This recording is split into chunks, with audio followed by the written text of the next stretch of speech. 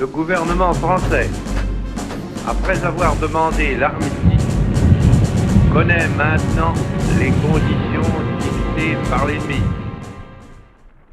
Bonjour, on se retrouve aujourd'hui au musée de l'armée pour parler de l'appel du 18 juin, l'appel de général Charles de Gaulle. Alors, est-ce que vous pouvez nous dépeindre un peu la situation avant le 18 juin 1940 ?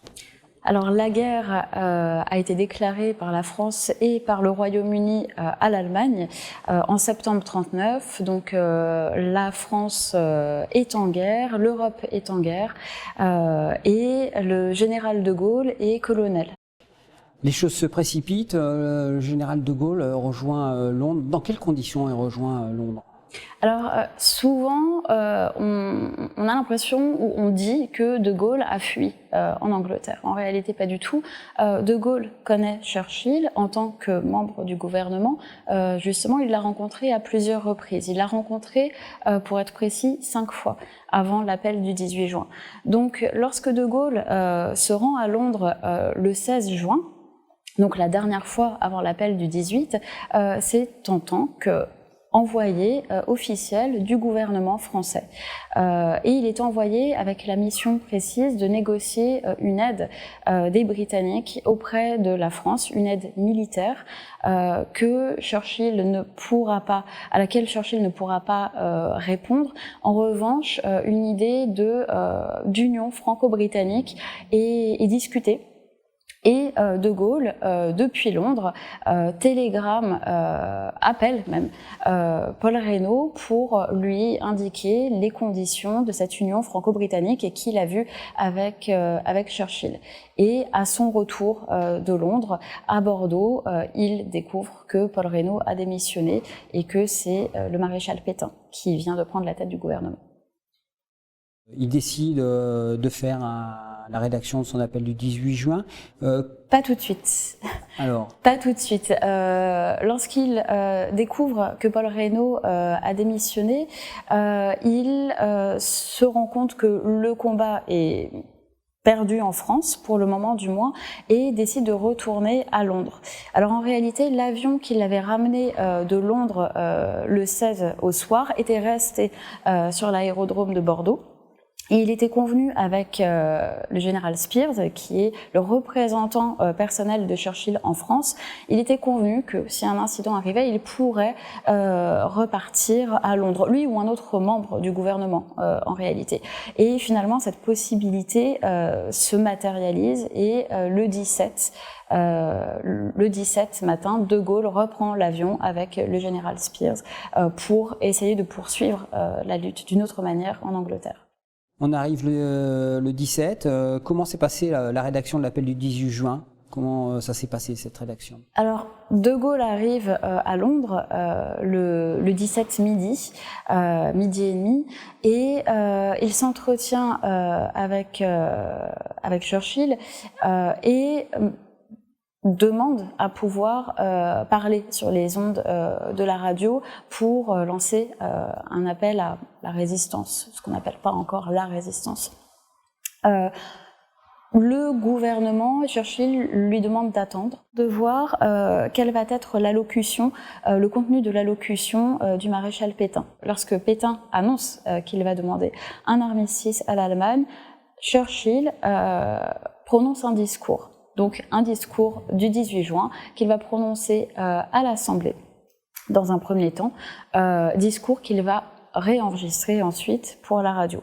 Et seulement après, il autorise Charles de Gaulle à parler à la radio pour appeler, pour faire un appel à la résistance. Et le texte qui est présenté, le manuscrit qui est conservé, a sans doute été censuré par le gouvernement britannique, et on le sait parce que les quelques journaux, souvent la presse régionale, qui va reprendre le discours, est différent du manuscrit. C'est uniquement grâce à ça qu'on sait qu'il y a une différence. Charles de Gaulle n'en parle pas vraiment dans ses mémoires, on n'a pas d'autres traces que cette différence entre la presse régionale et le manuscrit. Alors pourquoi une censure sur le texte ? Alors, la première phrase du discours de l'appel du 18 juin, dans le texte originel de Gaulle, en tout cas de ce que l'on sait, est très critique envers le maréchal Pétain, ouvertement critique, et le gouvernement britannique ne souhaite pas avoir cette phrase critique envers le gouvernement français. Les choses sont encore incertaines à ce moment-là. Certes, Pétain a demandé un armistice. On ne sait pas encore comment les choses vont évoluer. L'armistice n'est pas encore signé. Donc on souhaite encore ménager le gouvernement français. Donc cette phrase va être supprimée. Et d'ailleurs, dans son discours du 18 juin, Charles de Gaulle dit qu'il parlera aux Français tous les jours à partir de ce moment-là. Le 19 juin, il ne va pas parler à la radio. Il a préparé un discours qui lui aussi est très critique vis-à-vis du gouvernement Pétain, et on ne va pas le laisser le prononcer à la radio. En revanche, il y aura beaucoup d'autres discours prononcés en juin. Il y en aura 5 autres, sans compter les discours de juillet. Au total, 67 allocutions prononcées par de Gaulle à la BBC pendant toute la guerre. Cet appel du 18 juin, comment il est perçu en France ? Comment les gens le perçoivent? Est-ce qu'on en entend parler? Comment ça se passe? Alors, il est très peu entendu. Tout d'abord, ce discours-là est vraiment diffusé, on va dire, à l'improviste, à la dernière minute. Il est diffusé à 22h. Faut aussi se rappeler que beaucoup de Français n'ont pas de poste de radio, et la majorité, enfin beaucoup de Français sont soit sur les routes de l'exode, soit sont prisonniers de guerre, soit sont encore mobilisés. En revanche, le bouche à oreille va être très important, c'est que on va parler d'un général qui a prononcé un discours à la radio. Et puis, comme je le disais, la presse va reprendre des extraits de ce discours. Donc, les Français vont prendre connaissance de ce discours à partir du 19 juin dans la presse régionale et par le bouche à oreille. Le visage de Gaulle est inconnu du grand public à ce moment-là. D'ailleurs, on va longtemps l'appeler le général micro, parce qu'on connaît sa voix, on sait qu'il est général, on ne sait pas grand-chose d'autre de lui, en tout cas en 40.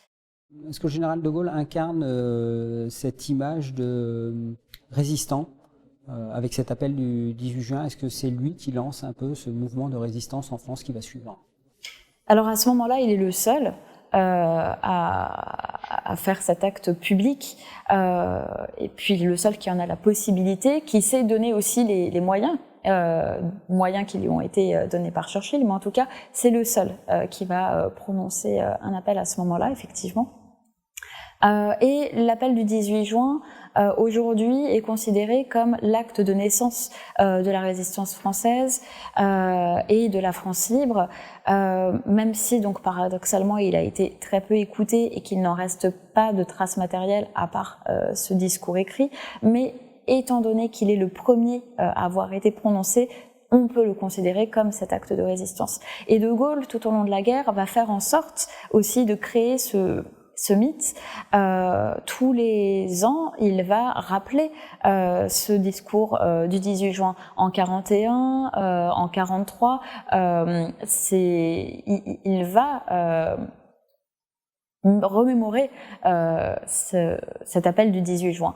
Donc, il fait en sorte que ce soit l'acte premier de la résistance française, et à la fin de la guerre, à la Libération, la fameuse affiche, l'appel à tous les Français, que l'on connaît tous parce qu'elle est dans quasiment tous les murs de France aujourd'hui, cette affiche va reprendre l'affiche de 1940 qui avait été placardée alors, et les résistants vont rajouter la date du 18 juin 40. Ce qui va contribuer au fait qu'on va confondre l'appel à tous les Français sous forme d'affiche et l'appel du 18 juin à cause de cette date qui a été placée en 44 seulement.